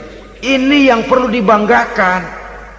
Kalau perlu, ini yang perlu diadakan kontes IQ, wanita yang paling berprestasi di bidang ilmiah, wanita yang punya prestasi di bidang menjaga kelestarian lingkungan hidup, wanita yang punya prestasi menggerakkan sosial, menyantuni yatim piatu, memelihara kesehatan. Adakan kontes macam itu untuk mendorong. Ini enggak, kalau kontes yang diukur betis, bibir, pinggul, payudara, lubang hidung, ukur sekalian kita. Apa manfaatnya dan apa unsur pendidikan yang ada di dalamnya? Tidak menguntungkan, tidak mendidik, dan tidak membawa manfaat. Kecuali lalu yang timbul pola hidup konsumen, pola hidup konsumer, pola hidup yang material, pola hidup yang pola hidup yang gemerlapan. Ya, kalau oleh anak-anak muda yang terjangkau, kalau tidak, dia hanyut ditelan mimpinya. Dia ingin bergaya hidup jet set, sementara dia dihadapkan oleh kenyataan bahwa dia tinggal di kampung, ibu bapaknya orang kampung, dan lain sebagainya. Jiwanya berontak, terjadilah kegalauan, terjadilah kerancuan, terjadilah komplikasi, perang di batin antara keinginannya dengan lingkungan nyata yang dihadapinya. Dan kalau sudah ada gejala semacam itu, penyakit-penyakit kejiwaan akan mudah muncul. Ini gejala terutama buat orang-orang yang tinggal di daerah transisi. Kota besar bukan, kampung banget juga enggak, daerah cekak. Akibatnya gayanya ya sering gaya enggak karu-karuan, gaya kepalang tanggung jadinya. Saudara hadirin yang saya muliakan, akhirnya apa? Santri tapi lagunya kayak koboi, koboi tapi sesungguhnya santri. Saudara hadirin yang saya hormati, maka di bidang ilmu pengetahuan wanita mempunyai peranan yang sangat besar. Dia bisa tampil dengan karya-karya ilmiahnya yang membawa manfaat bagi perkembangan agama, bangsa dan negaranya. Majulah kaum wanita dengan ilmu pengetahuan, tuntutlah ilmu seluas-luasnya.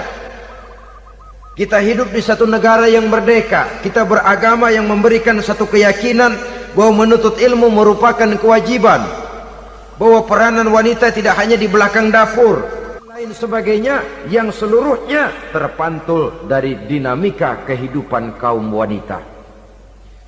Saudara-saudara kaum muslimin rahimakumullah. Kemudian yang kelima, peranan wanita dalam bidang agama. Kita bersyukur sekarang ini gejalanya dimanapun pengajian, biasanya lebih ramai pengajian ibu-ibu dari bapak-bapak. Peringatan hari-hari besar keagamaan, biasanya lebih ramai ibu-ibu daripada bapak-bapak. Pengajian ibu lebih ramai, padahal kalau bicara sibuk, lebih sibuk ibu daripada bapak misalnya. Kalau sudah pengajian bapak-bapak, biasanya pengajiannya ramai cuma 3 giliran itu, pembukaan, maulid, penutupan. Kalau sudah yang rutin pengajian tiap minggu, 3 pojok yang ngaji, yang atuh nguap, yang atuh pules, yang atuh ngiler.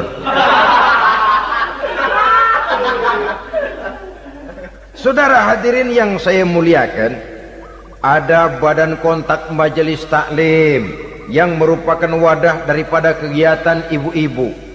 Ada Ittihadul Muballighat, Persatuan Muballighat, ada Persatuan Para Asatizah, dan macam-macam lagi peranan ibu-ibu di dalam kehidupan beragama. Tapi sesungguhnya harus dimulai dari bagaimana si ibu mewariskan jiwa agama kepada anak-anaknya di rumah tangganya. Kalau itu gagal, dia mau melangkah ke masyarakat, dia sudah gagal sejak awal sesungguhnya.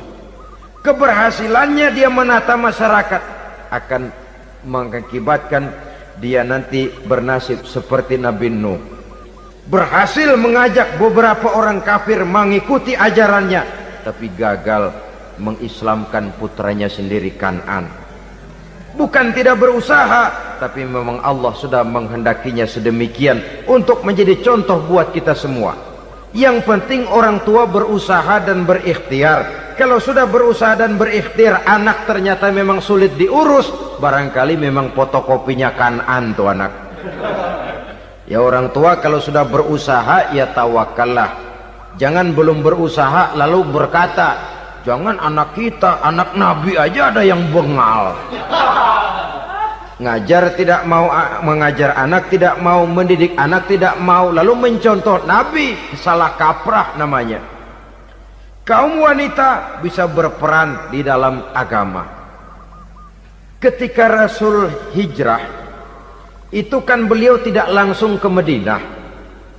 Dari Mekah itu beliau mengambil jalan arah ke kiri menuju Gua Sur. Ini dalam strategi militer punya makna sendiri. Jenderal yang ulung, ahli strategi militer ini. Di Gua Sur sana beliau tinggal 2 hari 3 malam. Siapa yang membawa makanan ke Gua Sur? Siapa yang menjadi kurir untuk mengintai kegiatan-kegiatan Quraisy setelah Nabi berangkat hijrah? Asma, putri Abu Bakar Siddiq radhiyallahu anhu. Jadi kurir, jadi spion, membawa makanan untuk Rasul dan ayahnya di Gua Sur. Ini peranan wanita. Di tengah bahaya, di tengah keadaan posisi terjepit, Rasul di dalam gua, diamatinya keadaan Quraisy, dilaporkannya kepada Rasul. Jasa seorang wanita bernama Asma, putri dari Abu Bakar Siddiq radhiyallahu anhu. Rabi'atul Adawiyah, seorang sayyidah sufiyah, ahli tasawuf yang terkenal dengan ajaran cintanya kepada Tuhan. Dia bisa menjadi tokoh wanita dalam gerakan sufi oleh karena kegiatannya di bidang agama, dalam arti mujahadahnya kepada Allah Subhanahu wa ta'ala. Dia korbankan bagian besar daripada hidupnya untuk mengabdi kepada Allah. Setelah suaminya meninggal, seumur hidup dia tidak pernah nikah lagi. Bukan tidak cantik, cantik. Bukan tidak ada yang mau, banyak yang meminang. Bahkan diantaranya termasuk Sufyan Tsauri, seorang tokoh juga, pernah mencoba meminang beliau. Kata Sufyan, Rabi'ah, bagaimana? Kamu kan janda? Iya. Lalu, lah saya kan duda. Jadi bagaimana? Daripada kita masing-masing sendiri-sendiri kan lebih baik kita join. Maksud kamu apa? Saya mau meminang kamu. Boleh? Tapi mas kawinnya saya minta engkau jawab 4 pertanyaan saya. Kalau bisa, diri saya seutuhnya saya berikan kepada kamu. Kalau tidak, tidak usah saja. In ajabtani fi 4 masail fa ana laka. Kalau engkau sanggup menjawab 4 pertanyaan saya, seluruh diri saya bulat-bulat saya serahkan kepada kamu. Yang pertama, Sufyan, semua orang kan bakalan mati. Iya. Ya soal mati sih sama, mati.